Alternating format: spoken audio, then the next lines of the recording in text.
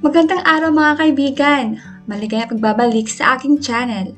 Nandito tayo ngayon para ibahagi sa inyo ang panibagong kwento ng pag-ibig ni Fina at Joaquin.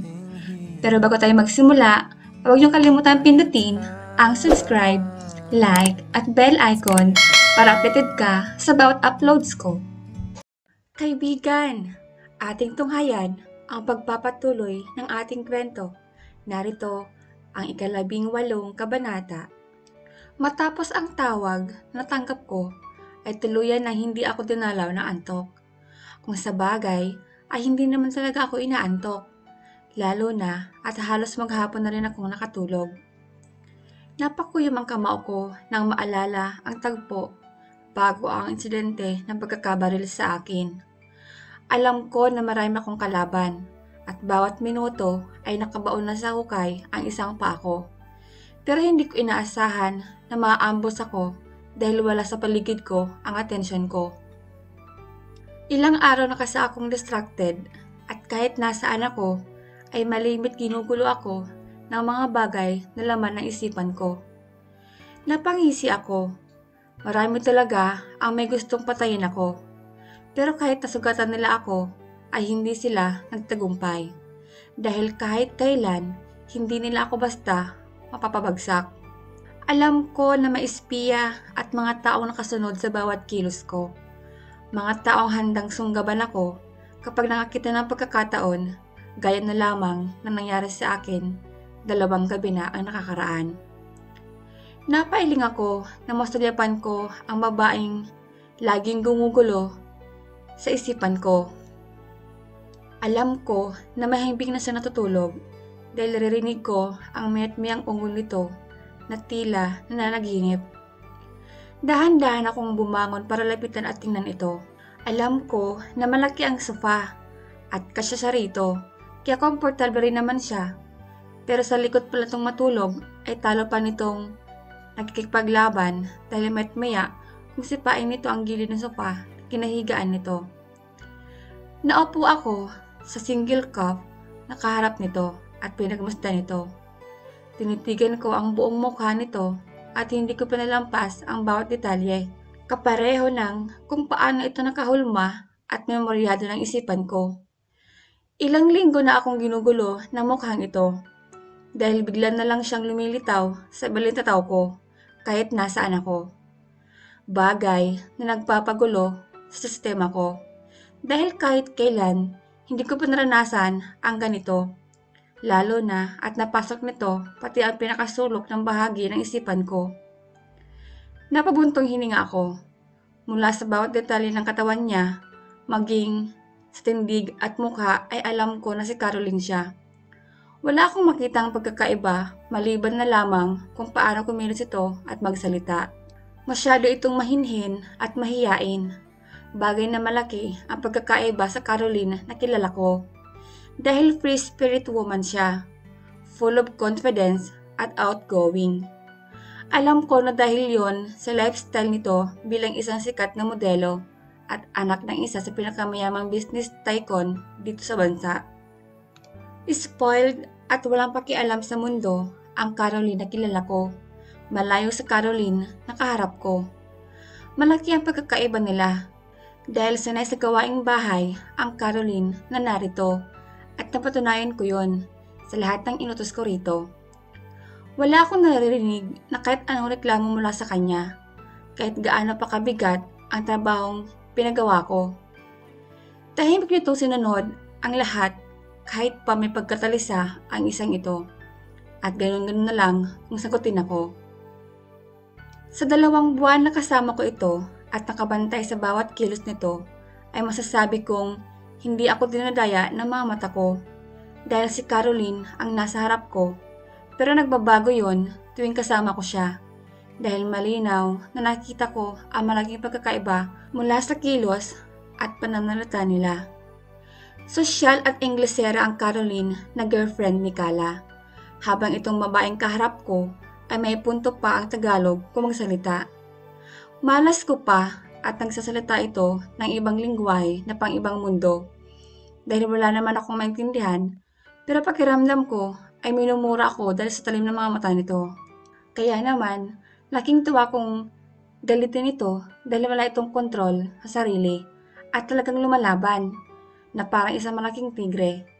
Napangiti ako na maalala ko ang ginawa ko rito kanina. Sinubukan ko siya kung ano magiging reaksyon niya sa oras na makita akong walang damit. Hindi ko lang inaasahan na halos tumikit na ang mukha nito sa sahig para lamang iwasan na tingnan ako.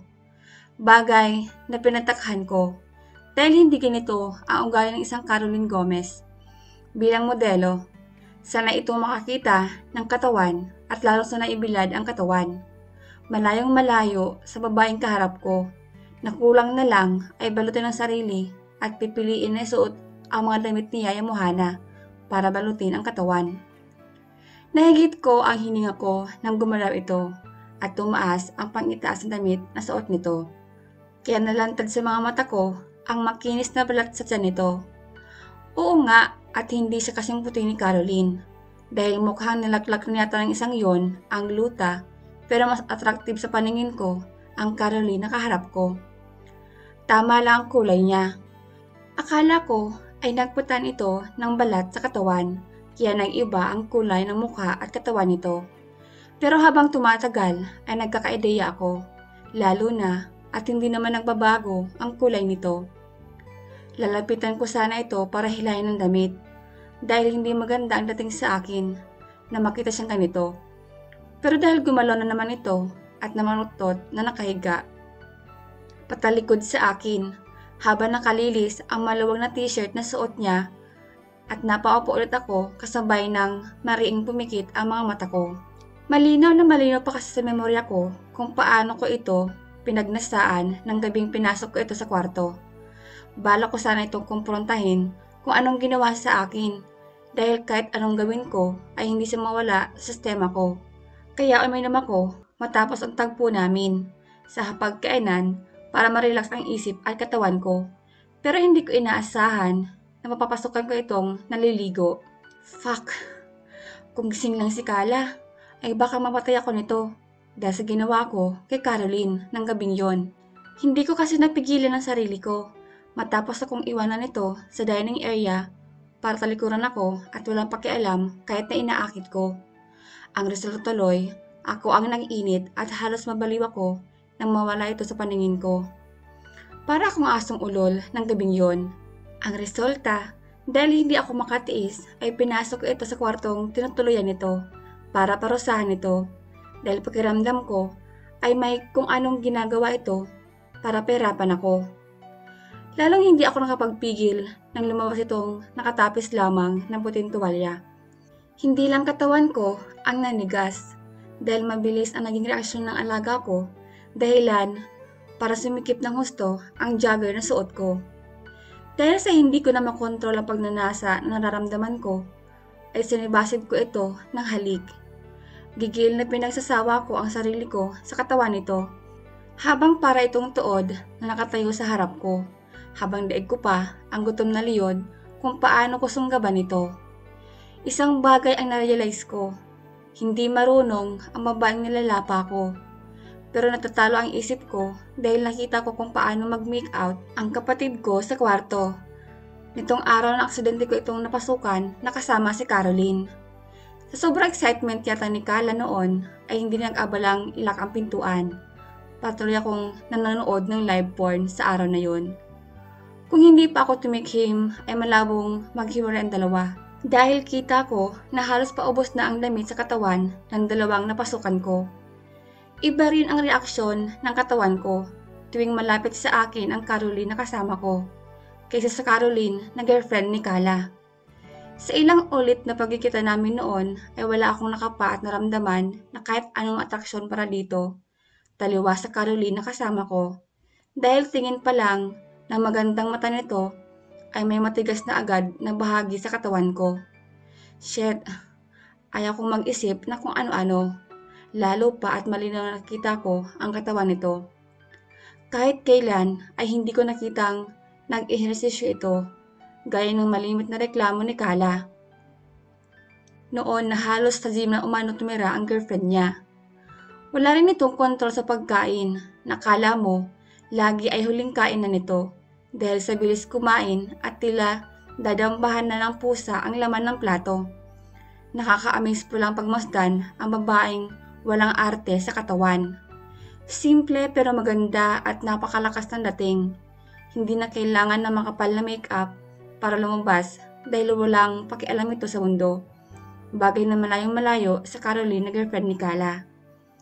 Nag-iimbestiga ako dahil gusto kong malaman ang totoo. Pero lahat ng lead at information na nakuha ko ay nagtuturo sa Caroline na kasama at kaharap ko. Walang kahit anong records na umalis ng bansa ang isang Caroline Gomez. Kaya ibig sabihin ay narito ito sa bansa. Wala rin ito sa mga runway na malimit itong puntahan. Malaking katanungan para sa akin kung bakit ito nawala at nagtago matapos ang aksidente ni Kala. Sinuguro sa akin ng mga tauhan ko na narito sa bansa si Caroline at ayon na rin sa last location na nahanap ng mga tauhan ko ay nabakasyon ito sa Karamuan, isang sikat na beach resort sa Bicol. Yun na ang last track namin dito at ang latest ay nakasakay na ito ng bus pabalik ng Maynila. Parehong araw kung saan tagpuan ko ang Caroline na hawak ko. Dahil naguguluhan ako, ay pinili kong makakuha ng impormasyon sa kampo ni Caroline Gomez. Pero napakahigpit na mga ito at wala ni isa nakuha ang impormasyon ang mga tauhan ko. Hindi rin kasi basta-basta ang pamilya nito dahil tulad ko rin sila na maraming impluwensya at koneksyon. Alam ko na kung may hindi magandang nangyari ay tatago nila si Caroline. Ayon na rin sa nahalongkat na records ng mga tauhan ko ay walang kapatid o kakambal si Caroline. Kaya imposible na magkapatid ang dalawa kahit pa magkamukha ang mga ito dahil walang ibang kapatid si Caroline. Isang plano ang nabuo sa isipan ko. Ipa-DNA ko si Caroline at ang ama nito. Doon ko malalaman kung sino ang nagsasabi ng totoo. Mabilis na lumapit ako dito at kumuha ng hibla ng buhok nito. Mabuti na lamang dahil sa lalim ng tulog nito ay wala siyang kamalay-malay na nakuha ko na ang bahagi ng buhok nito. Mabilis na ilagay ko yon sa plastic na nakahanda sa loob ng drawer ko. Bukas na bukas, magpapagawa ako ng test. Kailangan na makakuha rin ako ng hair sample sa ama nito para magawa ko ng mas maaga ang plano ko. Masyadong tough ang security ng ama nito at alam ko na hindi magiging madali para sa mga tauhan ko na kunin ang inuutos ko. Kung kailangan na ako mismo ang kukuha sa paraang alam ko, ay gagawin ko. Bukas na bukas ay magkipag-meeting ako dito para makunan ko ito ng sample na kailangan ko. Nawala ang atensyon ko sa planong binubuo ko na makita na muling na maluktot si Caroline at kuting kilos nito ay mauhulog ito. Wala akong pag-aalinlangan na lumapit ako rito para sana ayusin ang pagkakahiga nito. Pero tigilan akong dumukwang ako para sana ayusin ang mga binti nito dahil heto, nang malapit na malapit si Caroline sa akin ay nag-iba ang pasya ko. Kahit medyo sumakit ang mga sugat ko sa katawan, dulot ng biglang persa ng buhatin ko ito at ilapag sa kama ay nakaya ko. Napangiti ako na makitang tulog na tulog pa rin ang babaeng inaayos ko ang kumot sa ibabaw ng kama ko. Tulog mantika talaga ito kahit kailan. Kaya kahit ilang beses akong pumasok sa lid nito ng madaling araw para tingnan nito ay ayos lang. Hindi ako nakapagpigil at isang magaan na halik ang ginawa ko sa mapulang labi nito kasabay ng marahang paghaplos sa pisngi nito.